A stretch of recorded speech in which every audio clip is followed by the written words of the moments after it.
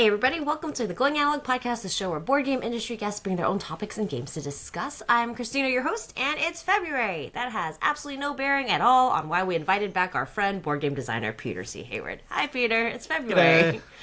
Happy Valentine's Day. Yes. Can you both be my Valentine this year? That's my question. Yes. Oh. Yeah.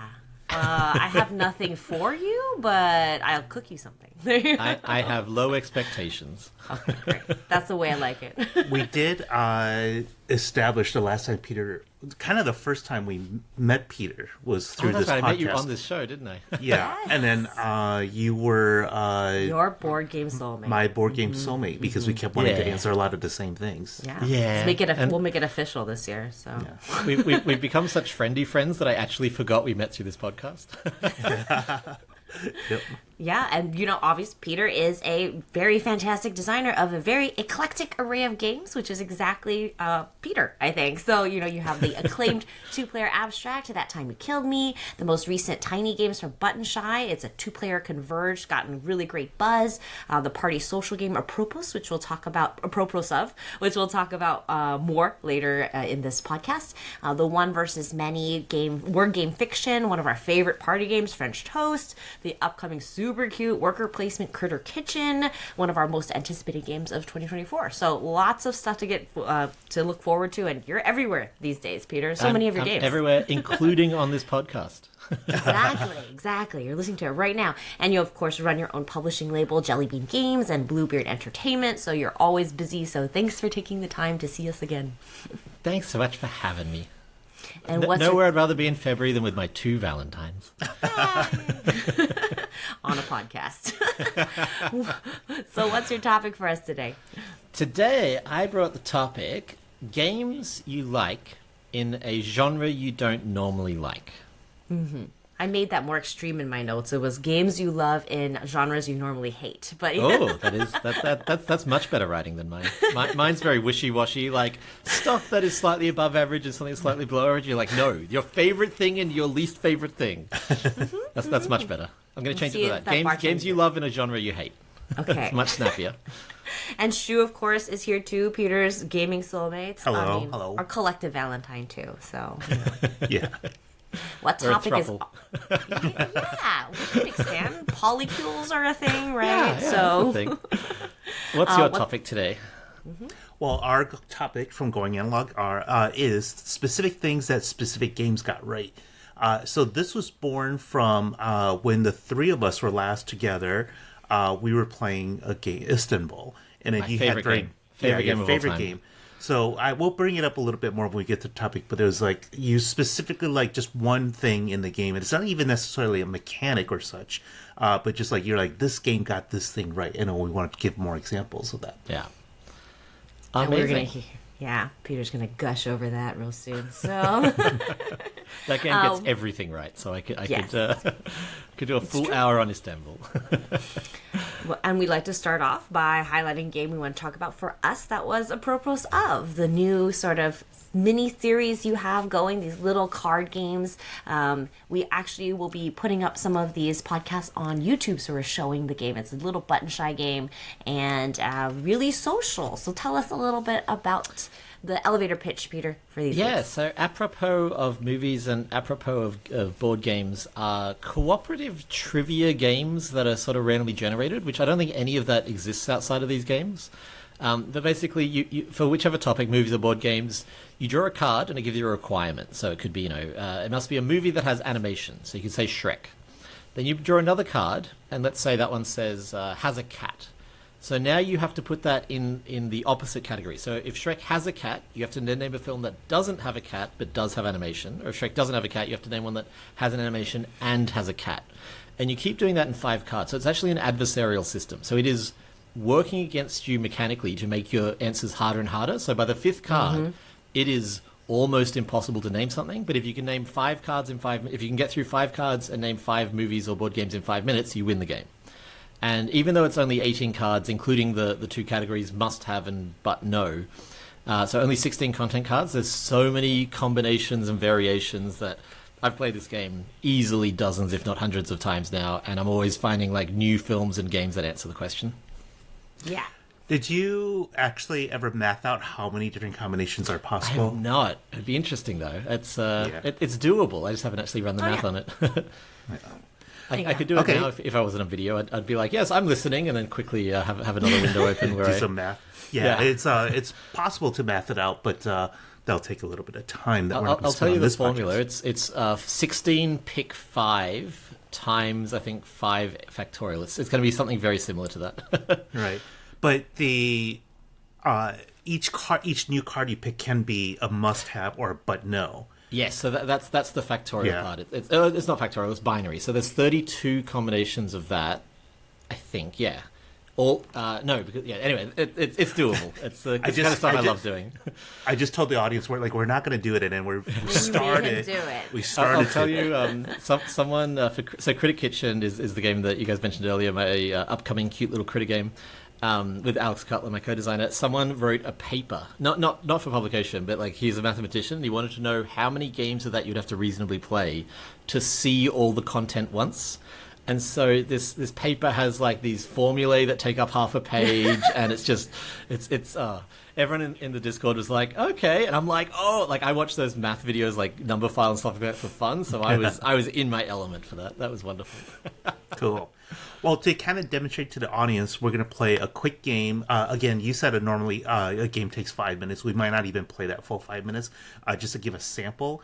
So I have the game in front of me. We have both games, apropos board games and movies. I'm much worse at the movie one. Yeah, Christina, I asked her this morning, and I knew the answer. Would you rather do board games on the show or movies? And she's like, board games. So I'm going to play out a card on this side. It's going to be off screen, but I'll read it to the audience. So the first card is the game. This is a board game, and the three of us are going to play together. Must be set in the future. Go. Is Dune Imperium set in the future? Or is it just a sci-fi world? Oh, it's I mean, it's definitely a sci-fi world, but I don't know if it was supposed to like be in the future when we've settled other planets. I assume sort of related to that. Because if it's not in our world, there's no time for you look like you had one, Christina. Oh, like underwater cities or something like Underwater that. cities, perfect. Mm-hmm. Oh, I don't know it, but I trust that you do. Okay, now underwater cities also must have a single word title now. So Sorry, not underwater. Set in the future. I said that wrong. Set in the future. It's a game that's set in the future, but it's a single word title now. So underwater cities no longer works. Ooh, I'm looking behind you guys where you have a huge collection of games. Yeah. I forget that I can play too. I'm like moderating this, and I'm like, finally. I mean, please. For once in your life, jeez. Is Anachrony supposed to take place in the future? Yes, it is that a one's futuristic game. And the past. Okay. Oh, yes, that's right. All right. The name. Now it's cannot play. This is going to get really hard now. It cannot play 3+ players, so it means it's a 1 or 2 player game. It has to be set in the future, and it's a single word title. Radlands?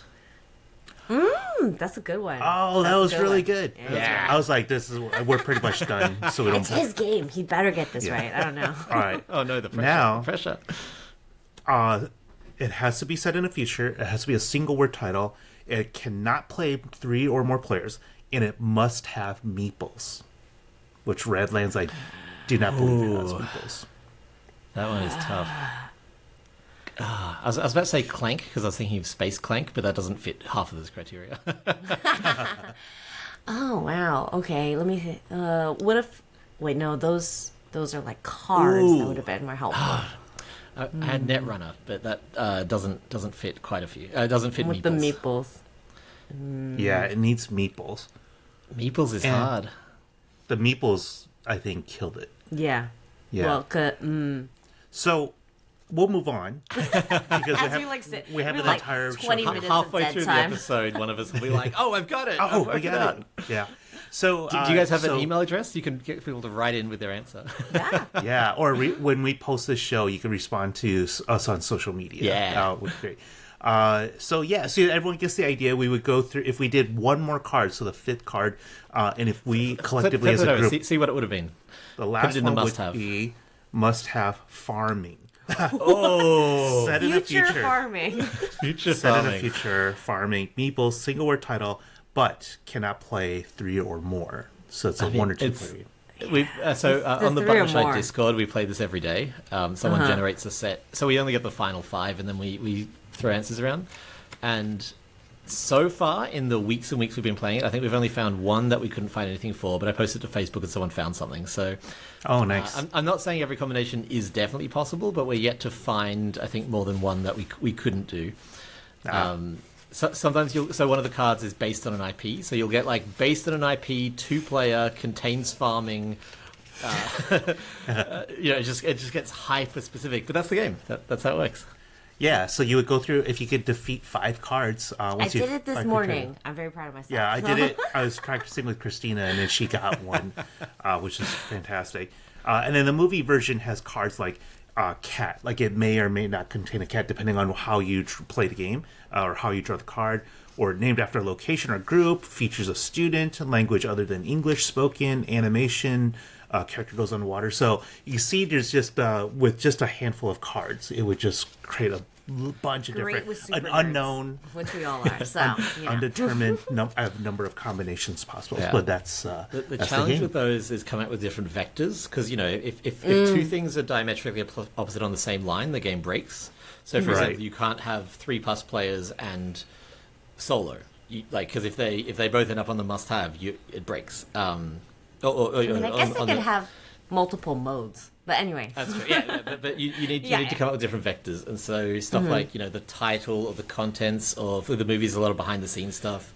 I don't think it's in that set, but one of the cards coming out in a future expansion is one of the actors has died, and so you end up with like a lot of old movies coming out, or a lot of very recent movies coming out if it's on the other side.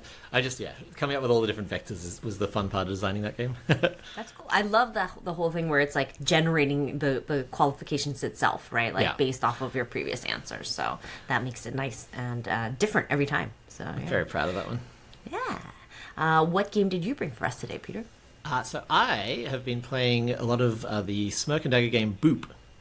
BOOP, which is cute little kittens on a cute little grid.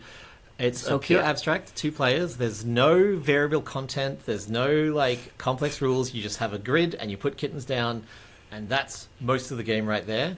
And normally my tastes run to like stuff where you have different permutations. Like we were talking about Istanbul earlier, and you can mix up Istanbul into any number of different combinations, and there's different expansions, and there's different action cards. Boop is just so pure, and yet like it's always such an interesting little puzzle. So I've been playing and thinking a lot about Boop lately. Yeah, and in Boop, do you want to describe what the kittens are there for? There's a little bit more to it. The goal of the game is to get 3 cats in a line. And the way you get a cat is by getting 3 kittens in a line, and every turn you literally just take one of your kittens from your supply and put it onto the board. But the title of the game, Boop, is because when you put it down, each of the 8 surrounding squares, any kittens there will be bounced away. So thematically, your cat's bouncing on a bed, and when you put it down, everyone else bounces away. So with that restriction, it's actually incredibly hard to line up 3 in a row. You'd think, line up 3, I've played tic-tac-toe, Peter, I know how this works. No. As soon as you put one next to it, they all go away again, and then your opponents also bounce them away, and so it's this... it's so frenetic, and I don't want to say chaotic, because it is quite a serious, like, sit-down abstract, but it's this incredible combination of different elements. And so once you get 3 kittens in a row, they upgrade to cats, and you have to put them on the board again. And the thing that makes it work is that cats can bounce cats, and cats can bounce kittens, but kittens can't bounce cats. So the placement of cats is so important. It's cute. It's it's a lot of fun. It's so simple to teach too. And the way that you set it up, you put the box upside down, and they give you this tiny little quilts that you put on top of it. It's like the best packaging ever. It's some of the best presentation I've ever seen in a board game. Yeah, the squares are sewn into the quilt, right? Is that what I remember? There's some sewn into it. Yeah, you could definitely see them. So it looks like a bed. It looks like kittens and cats are jumping onto a bed. The sides of the bed, the sides of the box are just the sides of a bed. It's so clever. And then all the kittens are these cute little custom meeple shapes with like root style painting on them, and it's lovely. So cute. It's definitely one of those games. The rules are so easy, but then the more you play it, like the better you get at it. So like if I've played anybody who's played it more than 2 times, I will definitely lose. Because I played it twice. It rewards like forward thinking. Like all abstracts do. It rewards forward thinking, but it's almost deceptive. Like you look at these kittens, you look at this bed, you don't think, oh, I'm gonna have to really turn my brain on, but then you really do. Yeah, it's basically kitten chess. So. Very cool. But we will go into our first topic, and I forgot to break again. Sorry, Mike. So we're starting this thing where we do a brief little music break in between, like and I'm sting. supposed to break, and I never remember how to do that anymore. So. So we just need to stare awkwardly at each other for a few seconds. Go. So let's move on to our first topic. What is that again, Shu? Specific things that specific games got right. Like I said at the introduction, I just thought of this because we were hanging out with Peter. It was a couple weekends ago. He was playing Istanbul, and then you mentioned specific. So, in case you're not familiar with Istanbul, it's a kind of a classic game. It's not new, and then there's a grid. There's a board. Sorry, 10 10 years old. Okay.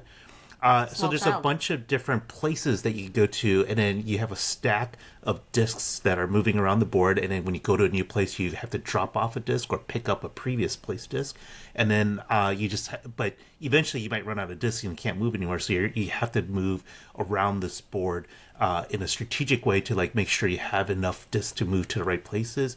But the thing is, it's a Euro style game, so there's these, hey, I have to get some money from one place. Yeah, turn it into resources, turn these resources in for gems. There's a lot of different places or locations in this game. I'm not going to go over them, but it just plays really quickly. That was the thing that sparked this topic. Was Peter's I just love this game. It just could go fast. It's boop, move, and then you're done. And then next player. Oops, the other game. Yeah. But yeah. move, done. And then so you could play this thing in easily under an hour, and it's... but that was it. It was just you said specific, Peter. You're I just love how this one thing this game did right was how quick the turns are. So I'm wondering if we have more examples of this. So yeah, that game, like I said, I could just talk about that. The fact that you finish your turn and you've just finished thinking about your next turn and it's back to you. It's so lovely because downtime is such a killer in so many games. But Istanbul is a perfect game and does it well. So my example is a little bit strange. The Lost Ruins of Arnak. Mm-hmm. I think has Lost Ruins of Arnak is about a little bit heavier than Istanbul, probably around the same weight.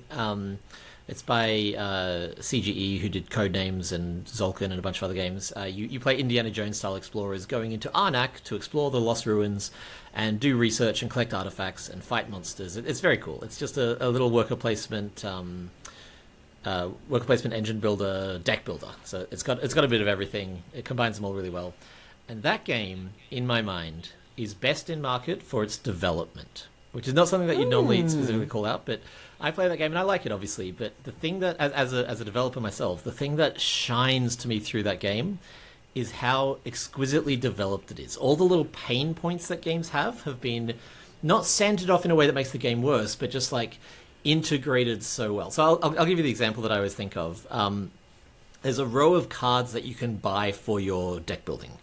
And so they just face up. I see what yeah. There are some cards that will say draw. I can't remember exactly how it is now, but it's basically you'll play an action card, and it'll say draw the top card of the deck, and either buy that or one of the existing cards. Mm-hmm. And when you do that, if you buy the top card of the deck, cool, you have the top card of the deck now. If you buy one of the existing cards, you play the top card of the deck to replace it. And again, this might sound so minutiae and tedious to anyone who's not into game development, but the fact that they eliminated any need for a memory aspect, because a lot of games would say draw two, pick one, put the other one face down on the deck. Now there's this aspect of on a future turn, I really should remember what was there, and it's just it's not even a pain point, it's just a little unnecessary bit of work that is probably never going to come in.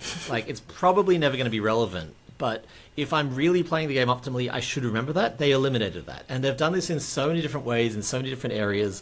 It's just such a cool game in terms of, like I said, kind of getting rid of those rough edges and making everything so smooth. So even though it's not as quite as specific as turn length, that for me, Lost Ruins of Arnak for me is the perfectly developed game. And it flows super well.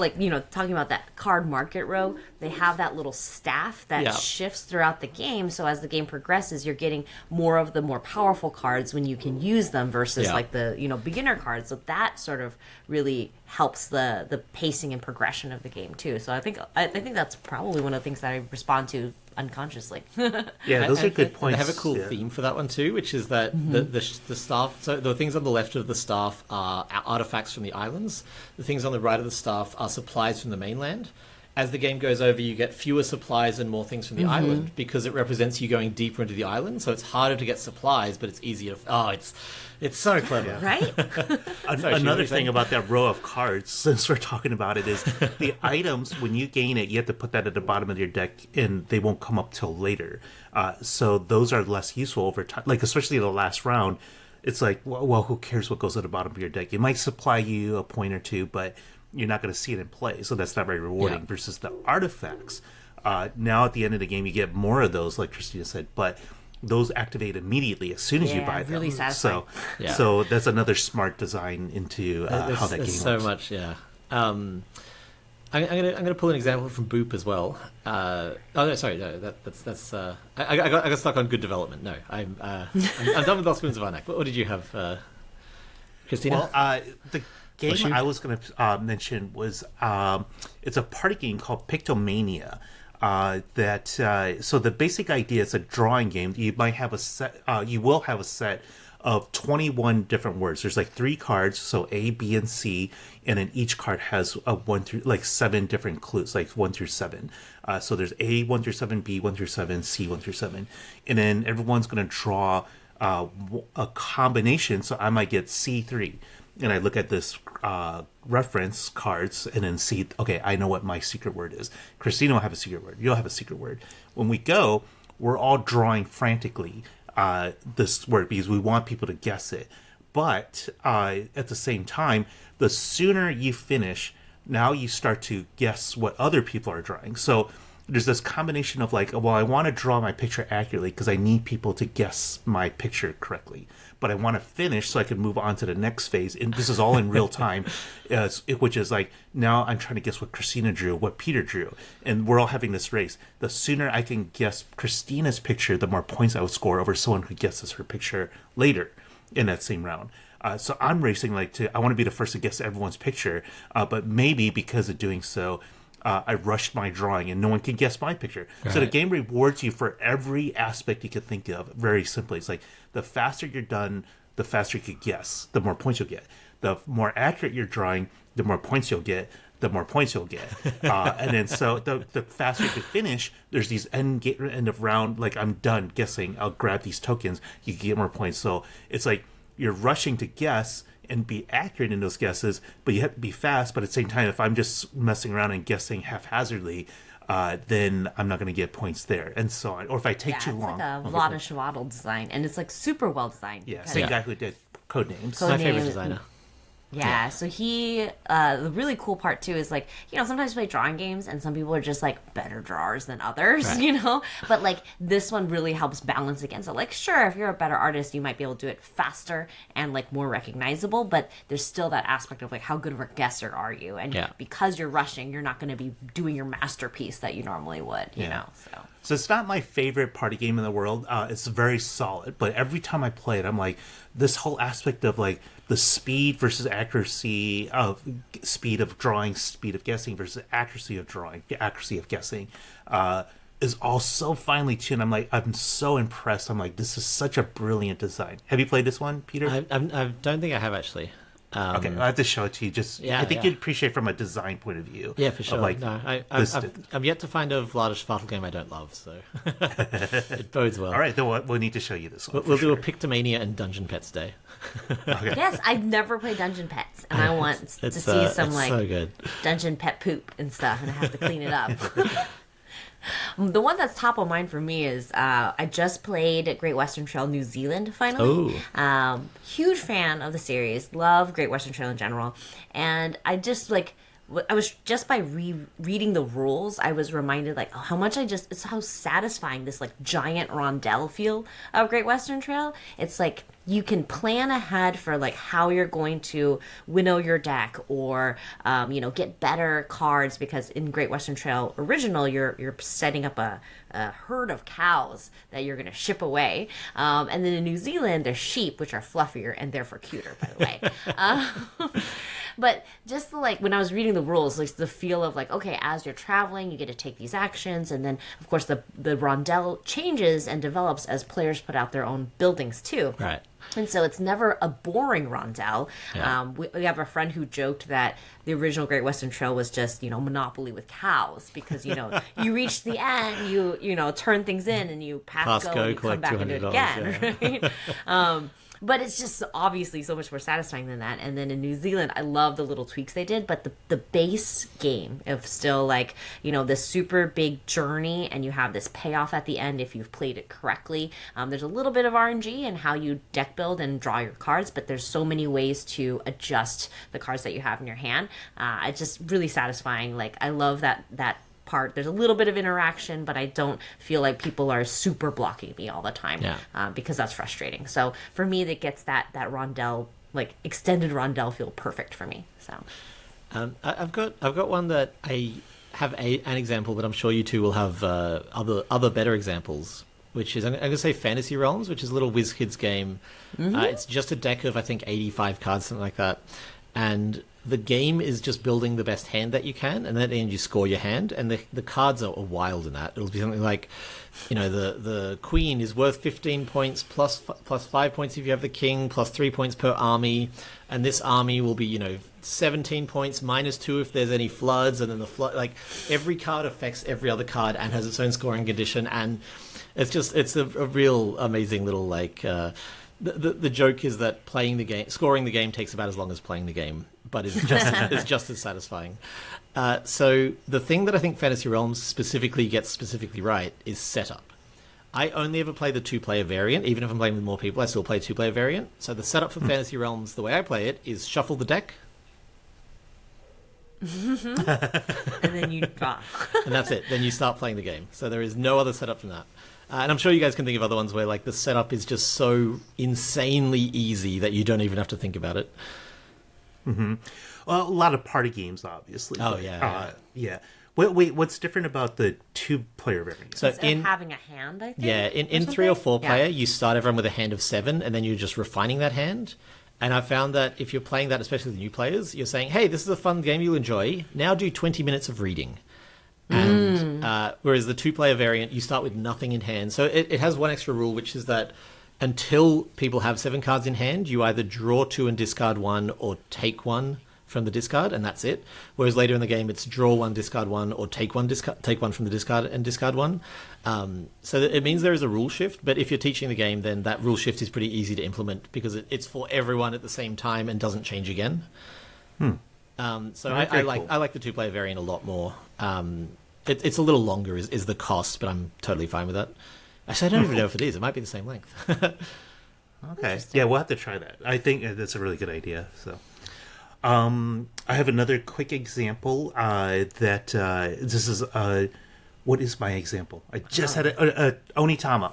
Okay. So this is a 2-player abstract game, and the idea is too bad it didn't take place in the future. No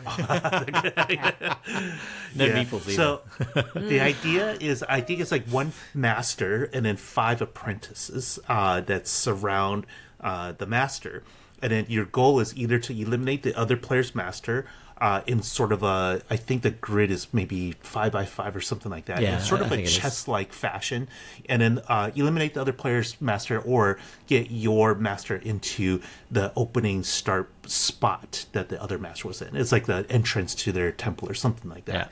If you can do either one. But the gameplay is really simple. You have you have 2 cards in front of you. You pick one of them that lets you pick any one of the characters, apprentice or master, and move it into the designated spot. So one card might say, okay, you can only move the 4 diagonal directions 1 spot. Or one card might say, okay, you can move either 2 forward or 2 to the side or 2 to the other side. Something like that. Super simple. Or like you might have the knight move in chess or something like that. Yeah, but it's you pick one card, and move one of your pieces in the possible spots that card outlines for you.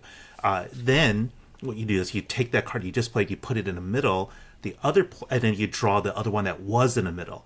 Then the other player, now let's say I'm playing against Peter, he'll do the same thing. He'll pick one of his 2 cards, put it in the middle. The card I previously just played that got put in the middle now goes to him. All 5 of these cards, so there's always like 5 cards at play. They're all rotating. You can see very clearly. The thing I love about this game is you can see very clearly what all the possible moves are in an instant. So unlike chess, which I think, obviously a very big, famous game that millions of people play. I've never played it, but I saw the musical. Oh. Is there a musical, chess? It's like the same song, maybe slightly different openings, and then... There's a famous musical from the 80s called Chess, about the life of Bobby Fischer. Oh, really? Yeah. Oh, wow. Crazy. So unlike chess, like if I'm teaching someone for the first time what chess is, you have to memorize and then sort of imagine and picture where all of these different pieces go. Bishops move this way, rooks move this way, and the barrier, at least initially, is that you can't see where everything is going, like all the possible ways you can die, right? Yeah. Where in this game, I think it balances it because I can easily see. Okay, based on Peter's 2 cards, here are just a few spaces he can capture. As long as I avoid those spaces, I won't get captured. Or maybe you do it intentionally because I want him to move into a certain space. So it still has that chess-like kind of back and forth of let me think 2 steps ahead. And what is my opponent going to do? Can I trick that person into making an opening for me? And all of that kind of stuff. And I'm going to give that person this card eventually. And then how's that work? So it's very easy, but just the way they display the cards and make it all open information makes it super, super easy to play. So clever. Easy to grasp. And it's a super, very clever. That would actually even work for our next topic. For me, I normally don't like very head-to-head 2-player games, and I really like Onitama because there's just you don't have to keep too many things in mind, but there's still strategy there. Onitama is a game that I think of in the same breath as Codenames as a fundamental game, in that as a designer, you will quite often be working on a thing, and then you'll be like, oh, this will improve it, this will improve it, this will improve it, and it's just Onitama. Every time I took a step towards improvement, it got closer to Onitama, and then it just became Onitama, and I was like, well, cool. It's just Dixit's another one, actually. The Dixit's just such a, if you're working with anything with abstract thought like that, the tweaks you make just keep bringing it close. It's like gravitational pull. You just can't. It's like so nerdy. They found that perfect design. Almost. It's Codenames, Onitama, Dixit. There's a few of them where it's just damn you perfected it, and now your gravity is so much that we just can't play in this field without getting sucked into your orbit. For me, I wanted to, because I have I love science games. I think the one that hits the sweet spot for me of that balance between science and gameplay is Genotype for me. There's a lot of good science games out there now, but for Genotype, I think the balance between the Mendelian genetics part and how they implement that into the gameplay is super great for super nerds like me, but also still really fun for people who don't care about Mendel, which is fine because he just sat around and grew lots of peas basically, and he was a monk. But the way that they mimic the Punnett squares for people who are into biology is they have dice and they have 4 sides, because if you make a small 2x2 Punnett square, there's 4 possibilities, so they're numbered 1, 2, 3, 4, and then you have these other sides that are mutation sides that explain why you might be able to get different combinations as you're aiming to get certain genetic combinations. So it's just done really, really well. They also fully explain in the background yes, we understand that mutations don't quite work this way, but this is the science and how it's related. So still a super fun game, and I've always had that struggle where sometimes the science is really good but the gameplay's not there, and Genotype I think brings them both together in that sweet spot for me. So I want to give an example on the other side of the fence of that, which is Alchemists, also from CGE, who did Zolkin and Rosa Vinak. As I've heard a lot of people in academia say that game perfectly captures not the science, because it's a fantasy game, but you play alchemy. It's not alchemy, the science of alchemy. You play fantasy professors in a school basically, and you're all racing to be the first to get your paper published. And there's a mechanic in the game where you can get the paper published and get all the rewards, and then if you're wrong, other people can disprove it and get rewards for that, or you can disprove it and also get rewards for it. And so even though there's no actual science in the game, it does have a Sudoku style logic puzzle that the papers are based on. it does apparently very effectively capture what it's like to be in academia, in science, but not in a scientific sense, but science in the cultural sense of like trying to get papers published. I can see that. This may be, with this and a previous brief math discussion, this is like our most academically nerdy episode ever. There's been a lot, though. I don't know about that. Any other sort of specific sweet spot things for you, Peter? I think I mean, after that, I'll just be saying, like, this genre does this genre really well. This genre game does, like Cosmic Encounter does negotiation really well. But that's just saying this game is good at its genre. Yeah. I'll do one more really quick example, because I'm looking at it and I can see it in front of me in our collection. P for Pizza. It's a quick party game. Basically, they're triangle cards, and then on each side of the triangle is this is the word game, isn't it? Like, yeah, it's like one might say restaurant, one might say a type of vegetable, one might say a country. And then on the outside of these triangles are different letters that are facing it. And it's all randomized, right? So maybe A might be in front of country, or for example, or in another game, it might be D in front of that country. And it's all randomized. The first person to shout out one of those matches, like a country that starts with A, or a vegetable that starts with G, etc., grabs that card and scores that card. But the thing I would want to point out that I always think is so brilliant about this game is you eventually want to get 5 cards. You're building like a pizza wedge with these triangle cards. So it's 5 cards at the bottom. Looks like a triangle. So like Trivial 3 in the Pursuit. middle, 1 on top. Yeah. You're not trying to make a circle. You're trying to make a wedge. Yeah, sort of. But you're making a wedge. You're making a triangle. Gotcha. Or like a pyramid. But anyways, in the beginning, all of the words on each card are available to you. But then when you finish your first row, at the bottom row of this triangle, now you're on to level 2 and getting 3 cards there, you can only use the red and yellow words. So each card has green word, yellow word, red word. And then when you reach the very top and you need to finish the top, you can only look at the red words. Gotcha. So as the game goes, there's like this, it starts to limit you in terms of like, I don't have 3 choices. Yeah. It's a catch-up mechanism. That's so fun. if someone gets really ahead, they have fewer and fewer choices, but everyone has that, so it doesn't feel unfair. It just gets like helps people catch up, and then makes it for a very exciting conclusion, because at the end you can only look at one of the words on the cards instead of all 3, while other people might be looking at multiple words. So that's great. It's a really quick, easy thing that's like visually easy to understand. People understand it, and it just balances out the game really easily. I'm going to say one more just because it's also about Lost Ruins of Arnak, but it's different to my previous one, which is that game does an exceptionally good job of rewarding you for everything you do. Like, you go to a space, you get some stuff. You kill a monster, you not only get some victory points, but also now you have an ability. You research something, you get some stuff. Like, you buy a card, you get to use it. Like, everything you do rewards you. It's one of my fellow game designers calls it candy games. Like, everything you do gives you candy. You do this, you get candy. You do this, you get candy. You do this, you get candy. And it's just that game, I think, doesn't like you can think of a few who do it, but that game I think just does an exceptionally good job of just throwing candy at you at all times. It's just tasty. a great game. I just love it. My final quick things, I think, would be my sweet spot for an expansion is the Marine Worlds expansion for Ark Nova. Like, I've played it twice, but I still love the base game. I have played it so many times, but the expansion does it so well. For people who have played the base game, it adds just enough of a tweak to the game that makes it exciting, because you get to switch out your basic action cards for 2 slightly different action cards that are a little bit more powerful, even on the... or at least different. They give you a different little bonus thing for your main action, and then when you upgrade it, it's even cooler. And then, of course, you get, instead of the little cubes, you get little animals that you can put out for a conservation project. So even on an aesthetic sort of side, it's like everything's a little bit nicer looking, because you can replace the old pieces with that. And you've got this brand new type of animal type. So for the people who have been like me, I recognize almost all of the cards on the base game now. I've played it a lot. But here you have all these exciting like marine animals, and they have this added fun little washing mechanic that gets you through more cards because they added more cards. So I just think they did a really great job on this expansion. It's like my favorite expansion I have. So yeah. Amazing. Okay. And now moving on to your topic, of course, Peter. What's your topic? My topic is games you love in a genre you hate. That's the phrasing I came up with all by myself, and it's excellent phrasing. Thank you. Full credit to me.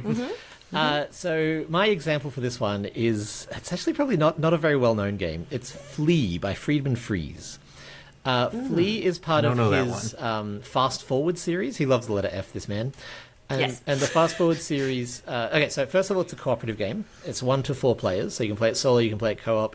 I have done both. I don't like co-op games, I don't like solo games, and yet I have played this game in both forms. I can't even fully explain it. I just love this game. It's Alice in Wonderland theme, but it's the loosest theme in the world. And the thing that Flee, or the whole Fast Forward series does, is you open the box and it's just a deck of cards. Speaking of games with incredible setup. It is a preset order set of cards, and there's no rule book. There's no other pieces. It's just this deck of cards and nothing else. So you flip the first card and it says, hey, here's what you're trying to do in the game. Flip the next card. You flip the next one, it says, great, here's some of the basic rules. Flip a few more cards, and then you're playing. And and the goal of the game is to get to the bottom of the deck. You win the game if you can reach the bottom of that deck. And I don't know if it's mathematically impossible, but it's pretty much impossible to do it in one game. So you'll get, and the cards will do stuff. So there's a monster. And you lose the game if the current player has the monster in front of them at the start of their turn. So the whole game is moving the monster around. So, if we're going clockwise and it's me, then Christina, and the monster's in front of Christina, I need to get that monster away from her. Otherwise, you're about to lose. Or I need to reverse the turn order. And those are both options. Or I need to skip her turn. And so there's all these little tools that you can do to use it. To get rid of it. I just got that Flee is Flee and not EA. Yes, Flee. Oh. You got to flee the monster. Either. Okay. And it's a little tiny box. It's just a big deck of tarot-sized cards, which are a little bit bigger than normal poker-sized cards. And it's so dry and mechanical. And my girlfriend, who will play anything with me, won't play it because it's just too much reading and too much mechanical for her. But for whatever reason, it exactly perfectly nests into my brain, and I just want to solve it. I just want to solve that puzzle. So if you're playing solo, you have to play all 4 players. If you're playing 2 player, you take 2 each. If you're playing 3, you take one person takes 2, etc. So it is the least my issue with cooperative games is I'm like, why do you need to be here? Why do I need to be here? Yeah. If I'm the best player, I should be playing by myself. If you're the best player, you should be playing by yourself. We don't need to work together on this. I'm not a cooperative game kind of person. I like cooperative party games, so like your Codenames Duet or whatever, where it's about looking into the other person's eyes and reading them. But games like Pandemic or Forbidden Island, I think they're very well designed, just not for me at all. Except for Flee. I love it. I love it. I love it. I love it. I don't know why. Oh, well, I need to check it out. Is it a current game that's I don't even know, market? honestly. I got it in 2016, and I've moved countries since then, and I've downsized my game several times, and every time I keep it, because it's a tiny box, which goes a long way, and B, because I'm like, even if I only play it once a year, I will play it once a year. I just really like it. Okay. Yeah. Or, we'll play your copy. Yeah, I've finished it multiple times, so there's nothing new in there for me, but I still just like the puzzle. Okay. That's says a lot. Yeah. What about you, Shu? Okay, so I don't like a lot of games that are miniatures that are moving on a grid on a map. Like Christina, it's kind of like, I think... I thought you liked it more than I do. I do like it more than you, but we don't have a lot. Part of it is, I should preface this by saying, as a gaming couple, Christina and I think her preferences influence my preference. Right. If she's like, I'm just really not into this kind of game, we don't play it as often, and then I'm not as interested. We just kind of build upon each other. Yeah. So she influences a lot of what we like because we'll play games together. But anyways, she's not a big fan, and so I'm not a big fan of these games where it's like tactical movement of okay, I can move 3 spaces, I can see this far. Is that person I'm trying to shoot within my line of sight? Is this thing blocking line of sight? And those kind of really tactical military style games. I'll play video games like that, but I don't like board games like that generally. But there's one that I thought was done really well, was Level 7 Omega Protocol. It's an older game, and there's a Level 7 series, so if you're looking for this, make sure you get this right one. It's Omega Protocol, generally regarded as the best one in that series, but the basic idea, you can kind of think of a setting kind of like Aliens, like the movie series, where it's like, okay, there's a team of Marines, they might go, there's a campaign, there's several missions, but the team of the team of Marines are playing against the kind of alien creature, or this... it's not really an alien. It's kind of a more Area 51 kind of vibe. Gotcha. But anyways, so you two might be playing together, and the mission will vary from scenario to scenario. But one might be like you have to go into this facility, extract some information from a computer, and then get out safely with that information. But you're moving soldiers around. You might like, okay, my guy can move 3 spaces and he could shoot this weapon, and you find other weapons and start to upgrade. But what's cool about it is every action that you two do gives me action points. So the more things you two try to do in a turn, the more things I get to do on my turn. And then so me as the kind of the overseer or the enemy will have this whole box of like all these different things. Like I can spawn more monsters. I could cause a cave-in. I could cause this disruption thing. I have all these different powers varying by scenario. And then this might cost me 3 action points. This might cost me 2 action points. This might cost me 5. And so the more you two are doing, I was just like, okay, you're giving me all this money to spend how I want to really mess with you back. So it's very well balanced, very thematic. Like I played a game a long time ago with a few friends, and then that exact scenario that I just described, where you're trying to extract some information. The only win condition is to get someone has to exit the facility with that information. Everyone doesn't have to live otherwise. Right. But one of our friends, she fell in combat, and she was basically like, just go, like we can win, just go on without me. And then my other friend and I were looking at each other, we're like, we can't do it. It's like thematically, it's like we can't leave one of our soldiers behind. So we went to make sure she got healed, carried her out with us so we could all win together. We didn't need to, but it's just thematic. It's just overall just a really cool vibe. Like this whole back and forth action system is just so awesome. So that's an example of a game I don't think I would normally play, but this one is just really well designed. That's cool. For me, let's see. I think one of the fun ones that I do play a lot, and on the surface just sounds like it should not be my thing. It is Rumble Nation, and it's this game from Japan that is area control, sort of battle-y, and dice chucking, and you're like, what? That does not sound like a game that I would like. It's such an interesting, weird little game. It is, and so I guess in that part it's exactly what I like, weird little games. Yeah.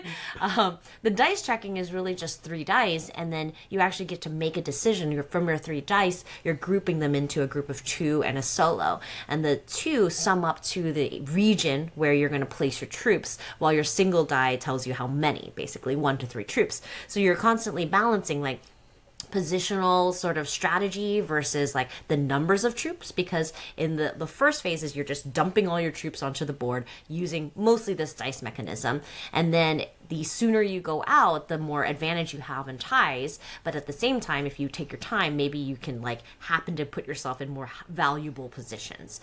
Then the really cool part on the second part is like during the battle phase where everything battles, there's a randomized order to the battle where the earlier battles are worth fewer points. But if you win an early battle, you get to reinforce all adjacent regions that have your color. So you're like winding up this spring, and I think it was Kellen from Board Game Barrage who first told us about this game, and he's like, you're spending the first phase winding up this spring, hoping it will spring in the way that you want it to. So it's like really fun, super quick, on the surface nothing that I would normally like, but totally my jam actually, and I didn't know. the second hand of Rumble Nation, if I remember correctly, it's completely deterministic, right? Like you don't actually make choices. So it reminds me of Fantasy Realms like that, in that that's essentially just an extended scoring phase, but it's as engaging as the first half. Like I'm not even kidding. Like it. When I first played it, I was like, ooh, what's going to happen next? And you could actually look ahead and see what's going to happen next. You could theoretically math the whole thing out, but there's just this level of like chaos theory to it where it's like you can't quite, because something will come out. I really enjoyed that game. I thought that game was super interesting. It's really clever too, because the lower numbers, because as you said, they reinforce every adjacent neighbor. So your troop on 1 can be used multiple times. Your troop on 12 is only going to be used once at the very end. And so getting a bunch of low numbers is actually good, because now you can reinforce one. Oh, yeah, it does so many things cleverly. I almost picked that up after I played it yours. I have a very strict 2 shelf limit, so I did not, but I was very tempted. It's just clever. It's just like 7 clever ideas all tied in together. And it's like so easy to teach, so I love that game. Yeah. And so whenever my joke is I think I ran into I don't remember who I made play at one of the Strategicons, but I was like, oh, you hate dice games and you hate area control? Okay, you're playing this game. Yeah. I don't know. It's just going to happen. I was That excited for person this like it? topic Yeah. because a few of my games have been designed as X for people who don't like X. So, That Time You Killed Me is the abstract for people who don't like abstracts. And my old game, Dracula's Feast, was the social deduction game for people who don't like social deduction. And even French Toast to a certain point. Like, some people are like, I don't like party games. I'm like, play this. And they're like, okay, I like this one. And I've done this long enough to know when people are just being nice. Any other games that come to mind for this topic for you? Ooh, I had my one prepared and then not much past that. That was your main one. That was my big one. Yeah, I don't dislike many genres of games. Like, I will happily play a drawing game or a 3-hour strategy or a 2-player, 4-minute game. But solo co-op. Oh no, I do have one. Sorry, I remember now. The 3 types of games that I will typically say, I'll pass, are solo games. I mean, why would I need to tell someone else I'm passing? I'm playing it myself. Pure co-ops, so like your Pandemics here, that kind of thing. Like, is that going to come through on the video? When I do this, I get I get balloons. See it. Yeah, I don't know. For the audio people, Peter just made a bunch of balloons appear on his screen. It's magic. I've learned from using this that every time I apparently count to 2 on my fingers a lot, because every time I do, balloons come up. That's so weird. I don't know what's causing it. Wait, you just put 2 fingers up and it made balloons pop up? Yeah, it seems to only be me, though. I don't know why. That's super strange. What is going on? Anyways. I don't know if other symbols will do it. Solo games, pure cooperative games, and performance games. Or no, not performance games as much as like one person is going to judge and pick the winner, like your Cards Against Humanities. But there are actually 2 of those games that I really like. One of them I own and will play anytime. The other one I will say yes to if it comes out on the table. The one I'll say yes to is Red Flags, because it's so personal. Like, so in that game, you are setting up a date for like someone. So let's say Shu's it at the moment.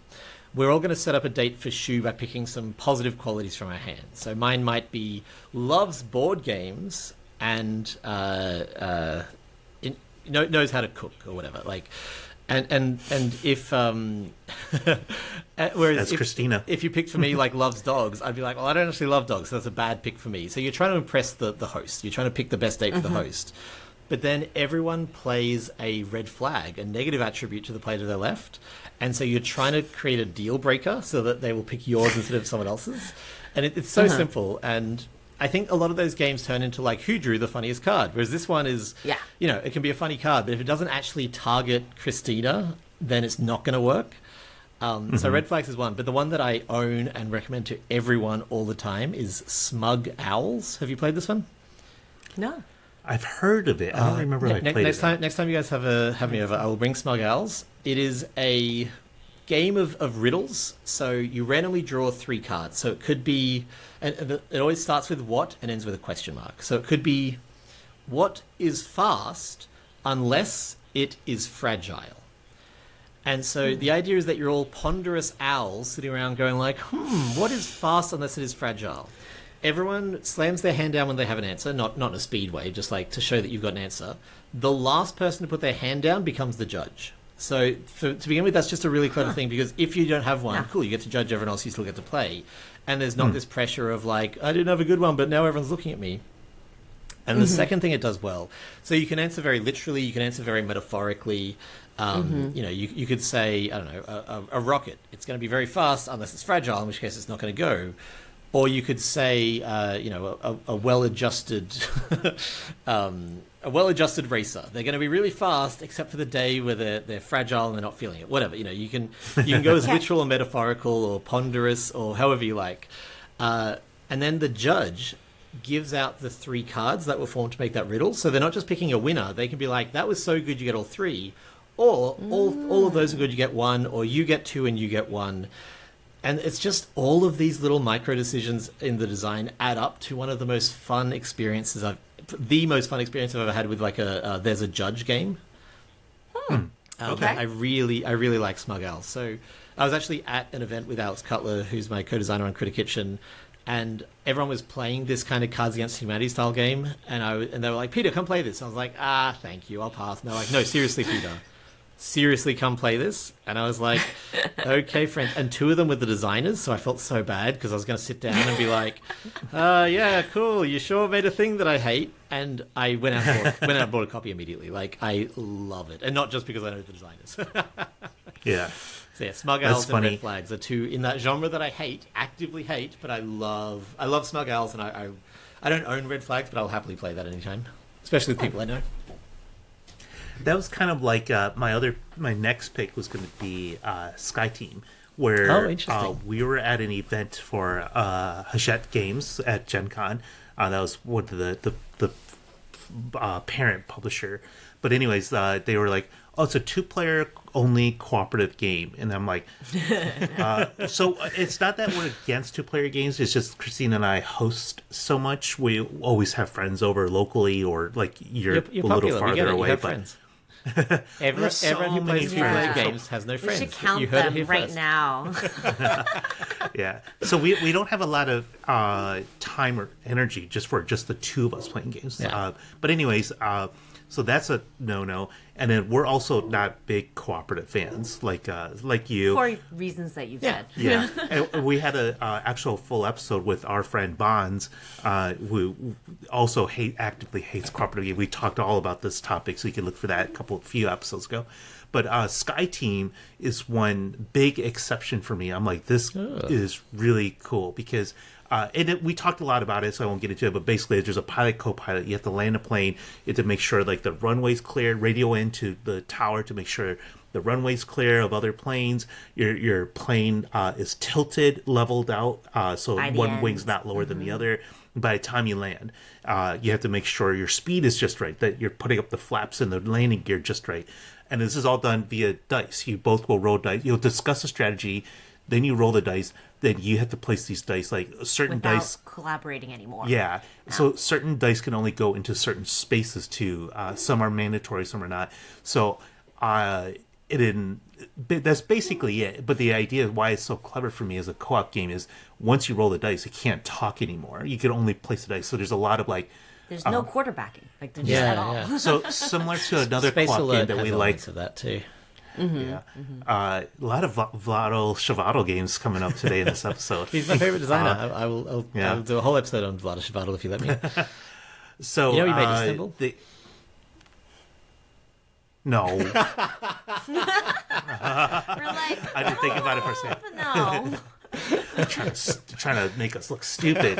We'll be like, oh yeah, we know. Yeah, of course, everyone knows that. Yeah. We host a board game podcast. We know.